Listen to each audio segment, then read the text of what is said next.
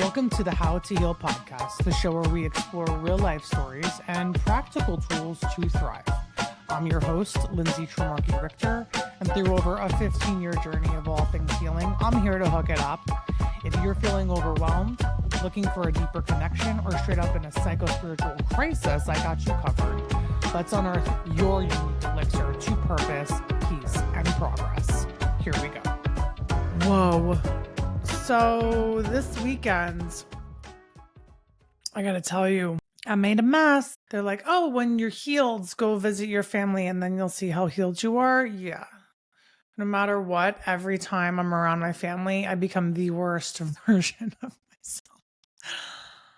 myself. And I'm sharing that because, I'm teaching these concepts, these principles, and my husband so many times is like, what you teach, this and that, like you're not doing it. And I'm like, okay, I'm not perfect. I can't be that good. I'm not perfect. The reason I teach these principles is because I've been exponentially worse. And when we learn the form, so like if you take any sort of sports analogy, golf, baseball, whatever, I was a competitive softball player in high school. And there are ways that you catch the ball, throw the ball, hit the ball, and there is form. And when you constantly practice the form, it becomes more natural, then it becomes second nature, and then it becomes just innate. And you really get to these next levels of being able to not have to think about the form anymore because you've practiced it so much. That is what we're learning here. We're learning the form and why. We're learning the form and why.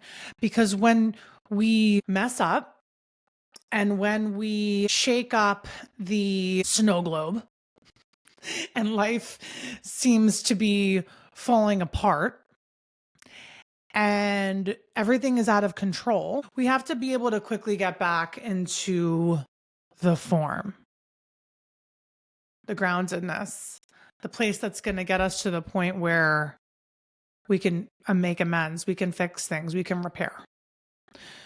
We can't repair when we don't have good form. That expression, like, that wasn't good form. It's like the same thing. Today we're in another integration episode, and the reason that this has been such an awesome experience for me, and I hope to inspire everyone to just live outside your comfort zone. I grew up in corporate. Like professionally, I am by the book. I like rules. I like structure. I like being a subordinate to a certain extent because I know where I stand. When I'm by myself, I don't know where I stand. And I've always been sort of taught to like not trust myself because of my heightened emotions and sort of seemingly erratic behavior at times. If you've been listening long enough, you know why that would make sense for me. And hopefully you're thinking about how it applies to you. When you're taught not to trust yourself and you go into corporate and you're looking for feedback and what can I do better and how can I be better and how can am I good? Am I good? Am I good? When you come out of corporate, it becomes very difficult to measure your success in a concrete way because there are no metrics. You're making up your own metrics. So when I come to make these podcast episodes, I don't have a formula. I'm coming and I'm doing I'm making it up as I go. And I really, whether you're in corporate or you're not, I hope that you're able to have that making it up as you go. I mean, parenting is the ultimate example of that, but making it up as you go is just fun. It's like improv, learning how to like catch a ball and be funny on stage. It's the same thing. Like in real life, how are you improvising? I took a yoga class last weekend and I got downloads for my episode. And the message was, the more you stay in the present, the more gifts you receive. And I'm like, the more you stay in the present, the more gifts you receive. And then I'm thinking of that machine that you go into. Like my daughter just had a birthday party, and the machine, like you go into the machine and then all the dollar bills like fly up in the air. And you have to catch as many dollar bills as you can. So if you're like super frantic and trying to capture like 1 billion of them, it doesn't really work. You have to stand still and capture them slowly and be present, because the chaos just creates more chaos when we're in chaotic situations. Internal chaos exacerbates external chaos. So the more you stay in the present, the more gifts you'll receive. You know, the integration piece, we're integrating emotional and spiritual pillars today. And last episode, I mentioned when we're angry or irritable or unhinged, there's usually a reason that we're that way. And it's usually because we have to release an emotion. And I said that a lot of times it's on the body's time. It's on the body's time. And I thought about that. And I think actually it's not only on the body's time, but it's on God's time. And oh, look at this. I dropped a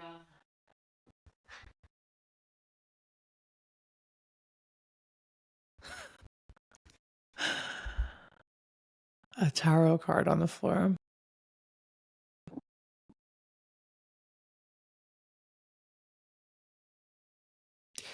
It's on God's time. And something, you know me. Sometimes I say God, sometimes I don't. Sometimes I say God, sometimes I say universe. But that feeling of being vulnerable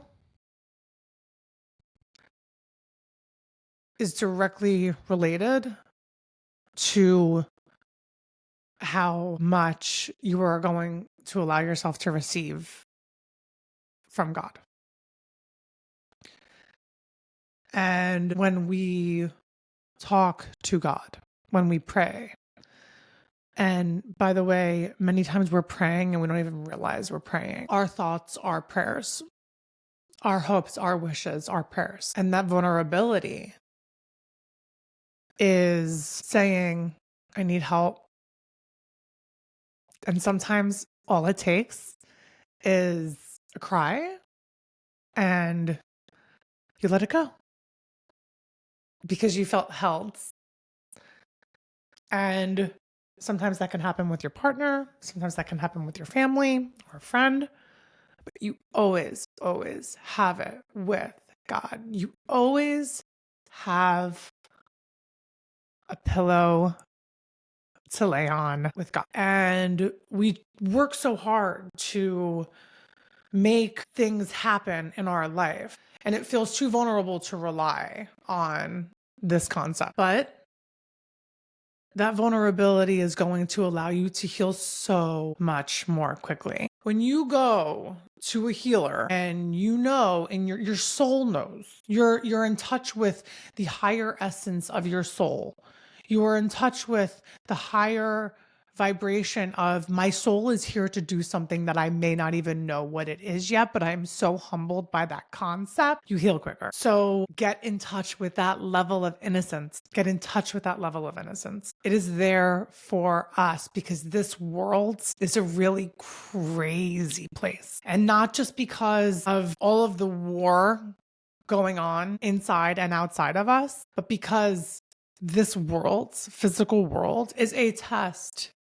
It's a fucking obstacle course. It is a game for our souls to come and work our way back towards pure light consciousness, pure light frequency, cleanliness, healing, homeostasis. When we injure ourselves or someone else in any sense of the word, our light is distorted. We have a nick.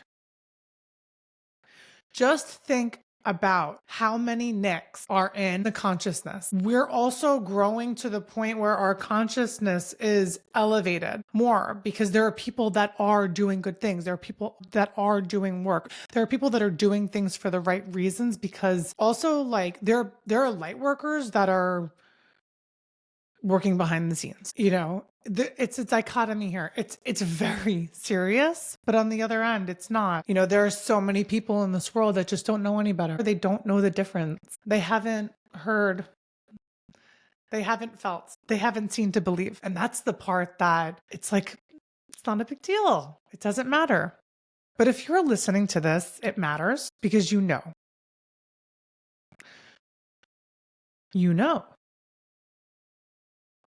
You have to step up. This is a time where there's a lot of responsibility on people who know better, because the consciousness has risen by so many people. And honestly, they talk about like children being born right now.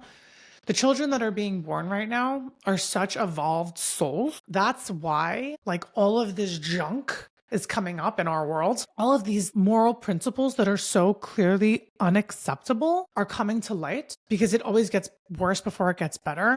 But it is going to get better. And this is serious. We're at a critical point where people need to pay attention. People are getting hurt. We are hurting. We are hurting. We are hurting so much we don't know how to help ourselves. The healthiest people are getting cancer. That's sort of the example that I can use.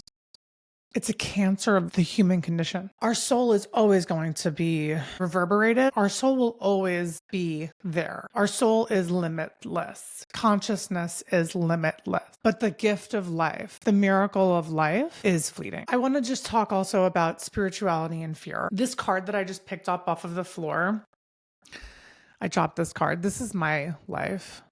I put the deck away and I'm like, oh, there's a card. This is how I feel so much of the time, like an evil little person. My husband proposed to me in a hot air balloon. Oh my God, I could just look at so many different things here. I played softball. This is the first time I'm really seeing this card, I think. Oh no, the player card, I've gotten this. My father pushed me really high on a tire swing when I begged him not to. I had this like fear it was going to break, and it did. And I got a concussion. I hit my head on a rock and fell off and got a concussion. This is how I'm just walking you through how to look at a card if you're interested. Everyone interprets intuition differently, but I would just say there is a fear. There is a superstition. There is a time when you don't feel safe. You don't feel good. And that's normal. That's just normal. That is not only the human experience, it is the essence of consciousness. You can't have good without bad. You can't have light without dark. So like neither one is good or bad. So you can't get attached too much to the good stuff, even though the good stuff feels good, because the bad stuff has to happen. You can't just live a life of good stuff. It won't happen. It can't happen by the laws. So just examine that darkness, examine that fear, examine that little looking at this picture, I thought it looked like a ghost demon, but it's actually an African child in tribal paint. It's just different.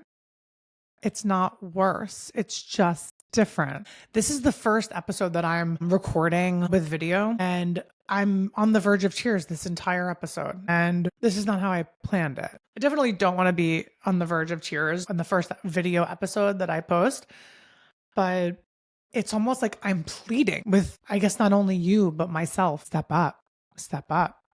Please step up. We need you.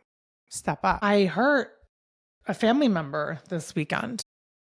I'm looking at myself being like, is it because I have this like demon type shit inside of me where I'm like just unforgiving, nasty, like do or die? Or it most probably is just a lesson, an opportunity, a point where I have to become vulnerable enough to say, okay, I messed up. Why am I doing this? I'm not perfect. No one will do the work that you need to do for yourself. No one can feel the things you need to feel to do the work you need to do for yourself. When you do the work for yourself, the stronger you get. And if we look at the analogy of the more you stay in the present, the more gifts you get, the stronger you get at staying in the present, the more you can grab. But when we stay present through the emotions, through the up and downs, through the fear, through the evil bouts of who am I? Why am I acting this way?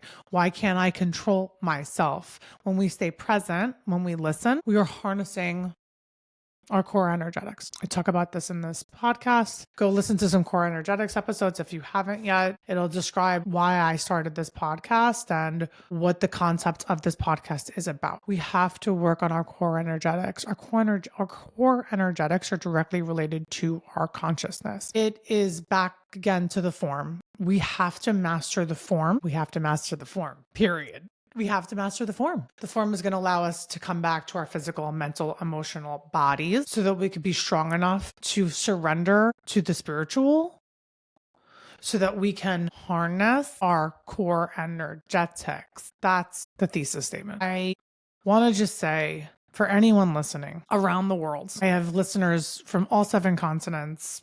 And I appreciate you. And I look sometimes at your cities that I'm like, oh, I've never heard of this. Where is this? And it's like so cool to be able to put yourself out there in such an expansive way. But I am pleading with you, like I am pleading with myself, to level up. Look at the opportunity. Look at how far you've come. Ground in your strength and become vulnerable with the infinite force of love, which is otherwise known as God. We have to pull in more resources to get through where we are as a collective right now. And this is dead serious. Hopefully next episode won't be so serious and it'll be fun and funny and edgy and all the things that I love. But today's episode, we're pleading here. I love you guys. I know you're here on this journey with me doing the work, and we are all cheering each other on.